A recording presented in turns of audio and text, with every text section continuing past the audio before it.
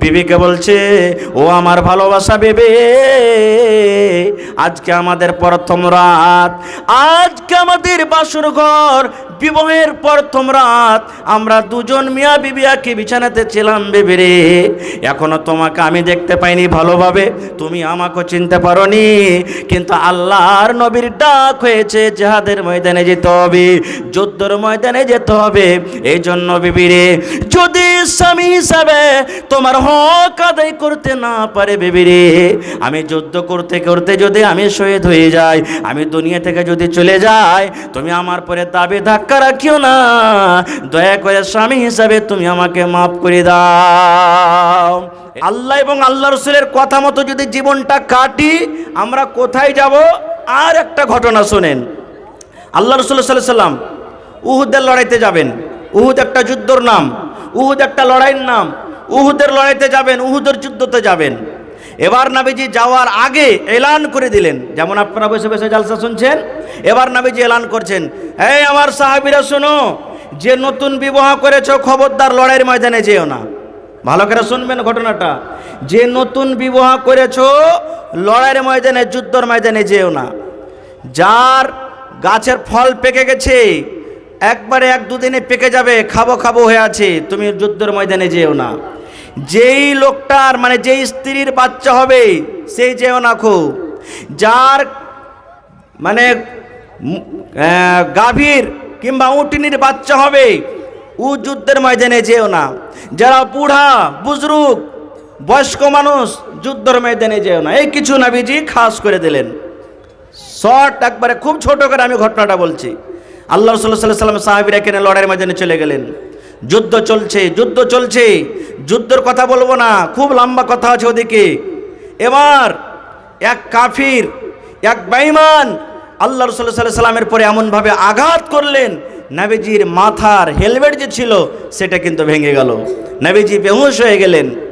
এবার ওই সাহাবীদের মধ্যে যাকে নবীজি বলেছিলেন যে যারা নতুন বিবাহ করেছো বাড়িতে থাকো, যারা বাড়িতে আছেন, নতুন বিবাহ করেছিলেন একজন সাহাবী যার নাম হলো হযরত হানজালা রাদিয়াল্লাহু তাআলা আনহু, নতুন বিবাহ করেছেন। ও কিন্তু যুদ্ধের ময়দানে লড়াইয়ের ময়দানে যায়নি, এবার বাড়িতে আছেন। এবার যুদ্ধের ময়দানে যখন দেখলে খুব যুদ্ধ চলছে, নবীজি একজন সাহাবীকে বললেন, যাও মদিনাতে এলান করে দাও, যারা বাড়িতে আছে আমি রুখতে বলেছিলাম যে বাড়িতে থাকো, তোমরাও তাড়াতাড়ি করে লড়াইয়ের ময়দানে যুদ্ধের ময়দানে তোমরা এসো। এলান করছেন একজন সাহাবী। রে মুসলমান, ওই সাহাবী এলান করছেন, রে আল্লাহর নবীর সাহাবীরা, ওরে ইসলামের বীর, ইসলামের খলিফাকে তোমরা বাড়িতে আছো। নবীজি উহুদের লড়াইতে, উহুদের ময়দানে বিপদে আছেন, কষ্টতে আছেন, পেরেশানিতে আছেন, তাড়াতাড়ি করে তোমরা উহুদের ময়দানে, যুদ্ধের ময়দানে চলো। এই মুসলমান, ওই সাহাবী হযরত হানজালা রাদিয়াল্লাহু তাআলা আনহু বিবাহ করেছেন। বিবাহ করার পর নতুন বউর কাছে রাত কাটাচ্ছেন বউর কাছে, কি আনন্দিতর গল্প। এবার বিবির কাছে শুয়ে আছেন, কানে আওয়াজ চলে এসেছে, এরে আল্লাহর নবীর সাহাবীরা শোনো, কে বাড়িতে তোমরা আছো, তাড়াতাড়ি করে তোমরা লড়াইয়ের ময়দানে, যুদ্ধের ময়দানে তোমরা তাড়াতাড়ি করে চলো। এবার হযরত হানজালা রাদিয়াল্লাহু তাআলা আনহু যখন কানে কথাটা শুনলেন, আমাকে লড়াইয়ের ময়দানে যেতে হবে, নবীজির এলান হয়েছে, ডাক হয়েছে, আমাকে যুদ্ধের ময়দানে যেতে হবে, তাড়াতাড়ি করে বিছান থেকে উঠে গেলেন। বিছান থেকে উঠে যাওয়ার পর লোহার একটা জেরা ছিল শরীরে পিঁধে নিলেন, হাতে তলোয়ার নিয়ে নিলেন। এবার ঘর থেকে বের হয়ে যাচ্ছেন। এবার বের হওয়ার সময়তে বিবিকে বলছে, ও আমার ভালোবাসা বেবে, আজকে আমাদের প্রথম রাত, আজকে আমাদের বাসর ঘর, বিবাহের প্রথম রাত, আমরা দুজন মিয়া বিবি একই বিছানাতে ছিলাম বেবি রে। এখনো তোমাকে আমি দেখতে পাইনি ভালোভাবে, তুমি আমাকে চিনতে পারোনি, কিন্তু আল্লাহর নবীর ডাক হয়েছে, জিহাদের ময়দানে যেতে হবে, যুদ্ধের ময়দানে যেতে হবে। এই জন্য বিবি রে, যদি স্বামী হিসাবে তোমার হক আদায় করতে না পারে বেবি রে, আমি যুদ্ধ করতে করতে যদি আমি শহীদ হয়ে যাই, আমি দুনিয়া থেকে যদি চলে যাই, তুমি আমার পরে দাবি ধাক্কা রাখিও না, দয়া করে স্বামী হিসাবে তুমি আমাকে মাফ করে দাও। রে ভাই মুসলমান, এবার যখন স্বামী কথাটা বললেন, এবার হানজালার বিবি বলছেন, স্বামী গো, জিহাদের ময়দানে চলে যাবেন, নবীর ডাক হয়েছে, নবীজির তরফ থেকে এলান হয়েছে, আপনি লড়াইয়ের ময়দানে চলে যাবেন, আপনাকে আমি রোকবো না। কিন্তু স্বামী গো, আপনি যে আমার কাছে রাতটা কাটালেন, আপনি আমার বিছানে ঘুমালেন, আপনি আমার সঙ্গে সহবাস করেছেন, আপনি আমার সঙ্গে মিলন করেছেন, আপনার শরীরটা নাপাক হয়ে আছে, আপনার উপরে গোসল ফরজ হয়েছে, এই জন্য আপনি দয়া করে গোসল করে আপনি যুদ্ধের ময়দানে আপনি চলে যান। এই মুসলমান, দেখেন ঈমান কেমন জিনিস, নবীর প্রতি ঈমান মহব্বত কেমন দেখেন, ইসলামের প্রতি মহব্বত কেমন দেখেন, কোরআনের প্রতি মহব্বত কেমন দেখেন। এবার হানজালা রাদিয়াল্লাহু তাআলা আনহু বলছেন, বিবি রে, আমি জানি আমার উপরে গোসল ফরজ হয়েছে, আমি জানি আমি নাপাক হয়েছে, আমার শরীরটা নাপাক হয়েছে, কিন্তু বিবি রে শোনো, যদি আমি এখন গোসল করতে যাই 10 মিনিট 15 মিনিট হয়তো সময় লেগে যাবে, এবার আমি সময়টাতে গোসল করতে গিয়ে ইয়ার মধ্যখানে যদি নবীর কিছু হয়ে যায়, তাহলে আল্লাহ রাব্বুল আলামিন কিয়ামতের দিন যখন আমাকে জিজ্ঞাসা করবেন, আয় হানজালা, তুমি নতুন বউ নিয়ে, নতুন স্ত্রী নিয়ে বাড়িতে কত মজা করছিলে, কত আনন্দিত ছিলে, আর আমার নবী লড়াইয়ের ময়দানে, যুদ্ধের ময়দানে কত কষ্টতে ছিল। এবার যখন আল্লাহ রাব্বুল আলামিন কিয়ামতের দিন আমাকে প্রশ্নটা করবে, তখন আমি কিভাবে আল্লাহ রাব্বুল আলামিনকে তার উত্তর দেব? না রে বিবি, না না, আমি গোসল করব না, আমি লড়ার ময়দানে চলে গেলাম, যুদ্ধের ময়দানে চলে গেলাম, যদি আমি লড়াই জিততে পারি, আল্লাহ যদি গাজী বানায়, যদি আমাকে আল্লাহ রাব্বুল আলামিন বাড়ি ফিরায়, তাহলে বাড়ি আসার পর আমি সেই সময়তে গোসল করব। নারে তাকবীর। আরে মুসলমান, এবার চলে গেলেন যুদ্ধের ময়দানে, লড়াইয়ের ময়দানে চলে গেলেন, যুদ্ধ করতে লাগলেন, যুদ্ধ করতে লাগলেন, যুদ্ধ করতে লাগলেন। নবীজি কিন্তু জানেন না যে আমার সাহাবী হানজালাও যুদ্ধের ময়দানে এসেছে। যুদ্ধ করতে করতে করতে যুদ্ধ শেষ হয়ে গেল। এবার যুদ্ধ যখন শেষ হয়ে গেল, এই মুসলমান শোনেন, যখন যুদ্ধ শেষ হয়ে গেল, এবার আল্লাহ তাবারাক ওয়া তাআলার বিধান আছে, যারা আল্লাহর রাহে, যারা দ্বীনের খাতিরে, ইসলামের খাতিরে যারা যুদ্ধ করতে করতে করতে দুনিয়া থেকে চলে যান, তারাকে শহীদ বলা হয়েছে। ওই শহীদের জন্য গোসল নাই, বিনা গোসলে তারাকে দফন করা হবে। যে কাপড় তারা পরে আছে সে কাপড় দিয়ে তাকে দফন করা হবে, যে জায়গাতে মারা গেছে সেই জায়গাতে তাকে দফন করতে হবে, তার জন্য কোনো জানাজা নাই, বিনা জানাজাতে তাকে দফন করতে হবে। এবার হানজালার বিবি মদিনাতে যখন শুনলেন, আহারে আমার স্বামী হানজালাও শহীদ হয়ে গেছেন, এবার হানজালার বিবি এবার ময়দানে আসছেন। ময়দানে আসার পর বলছেন, আল্লাহর নবী গো, আমি হানজালার বিবি এসেছি। আল্লাহর নবী গো, আপনার যত সাহাবী আজকে শহীদ হয়েছেন, মারা গেছেন, তারাকে বিনা জানাজাতে, বিনা গোসলে আপনি মাটি দিয়ে দেন। কিন্তু নবী গো, আমার স্বামী, আমার প্রিয় ভালোবাসার স্বামী, আমার স্বামী হানজালাকে আপনি বিনা গোসলে কিন্তু তাকে দফন করিয়েন না। এবার নবীজি বলছেন কেন, কারণটা কি? এবার সব খুলে বলে দিলেন।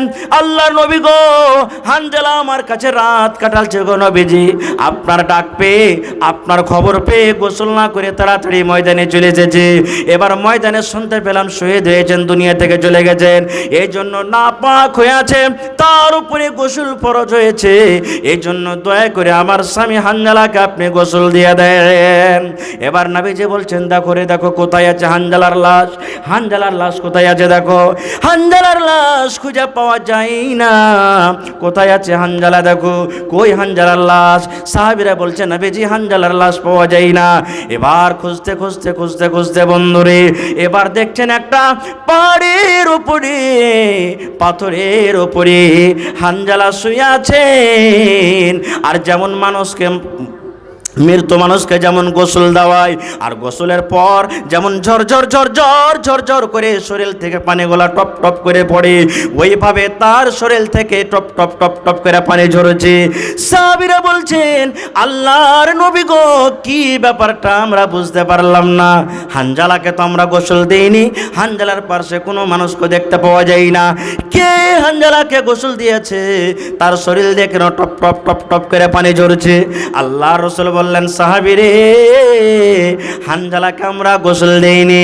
আল্লাহ রাব্বুল আলামিন তার আমল দেখে, তার ঈমান দেখে, তার ঈমানি জাযবা দেখে আল্লাহ রাব্বুল আলামিন তার উপরে খুশি হয়ে আল্লাহ রাব্বুল আলামিনের আদেশে ফেরেশতারা এসে তাকে গোসল দিয়েছেন। সুবহানাল্লাহ। কে গোসল দিয়েছেন?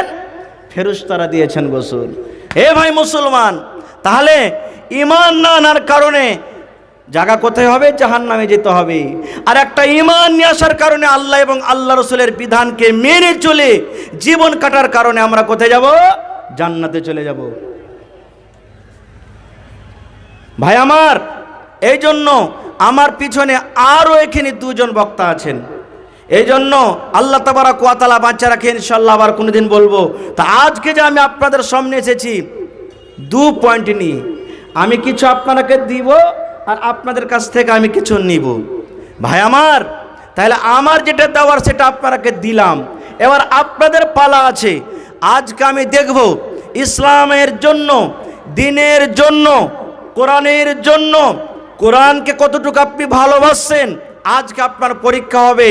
হানজালা রাদিয়াল্লাহু তাআলা আনহু উহুদের মাঠে ময়দানে সেই তালোয়ার নিয়ে নিজের শরীরের রক্তকে বহিয়ে দুনিয়া থেকে চলে গেছেন।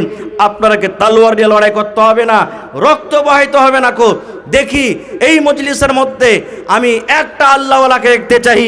কে এমন আছেন যে হযরত হানজালা রাদিয়াল্লাহু তাআলা আনহু শহীদ হয়ে গেছিলেন, তাকে তার ঈমানি জাযবাকে দেখে আপনি ইসলামের খাতিরে একটা লোক 10,000 টাকা দিবেন, একটা লোক 5,000 টাকা দিবেন, এবং 5 জন লোক 2,000 করে দিবেন, এবং পারলে একটা লোকে মাদ্রাসার জন্য, কোরআনের জন্য 1 ডিসমিল 1 কাঠা জমিন দান করবেন।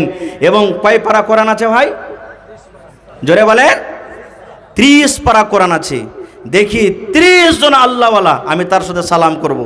কোন ভাগ্যবান মানুষ আছেন, কোন ভাগ্যবান ব্যক্তি আছেন?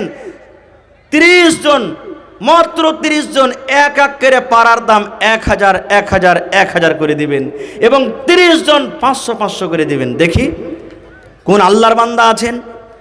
না এনেছেন পরে দিয়ে দিবেন, যারা এনেছেন দিয়ে দেন। দেখি কোন আল্লাহর বান্দা আছেন। সর্বপ্রথম মাওলানা আমি 1,000 টাকা দিলাম কোরআনের জন্য। দেখি কোন আল্লাহর বান্দা আছেন, মাওলানা আমি 2,000 টাকা দিলাম। দেখি কোন আল্লাহর বান্দা আছেন 5,000 দিলাম। দেখি কোন আল্লাহর বান্দা আছেন একজন 10,000 দিলাম। এবং মা খালারাকে বলবো, এ মায়েরা খালারা, এই বছরে যত জালসাতে যাচ্ছি 5 খান 7 খান 10 খান করে গহনা পাওয়া যায়, আংটি পাওয়া যায়, হার পাওয়া যায়, কানের বালি পাওয়া যায়, পান পাওয়া যায়, পায়েল পাওয়া যায়, বালা পাওয়া যায়। দেখি আজকে আমার এই ধ্বজাঘাট মাদ্রাসার জালসাতে কোন আমার মা বোন খালা দাদি নানি আছেন, গলা থেকে এখানটা পান দিবেন, কানের বালি দিবেন, নাকের নাকমণি দিবেন। মাশাআল্লাহ, দেখেন আমি 1,000 টাকা করে 30 জন চেয়েছি। আমার একজন কোনো ভাই বেনামিতে প্রথম একবারে পারার দাম 1,000 টাকা হাজির করে দিয়েছেন। নারে তাকবীর।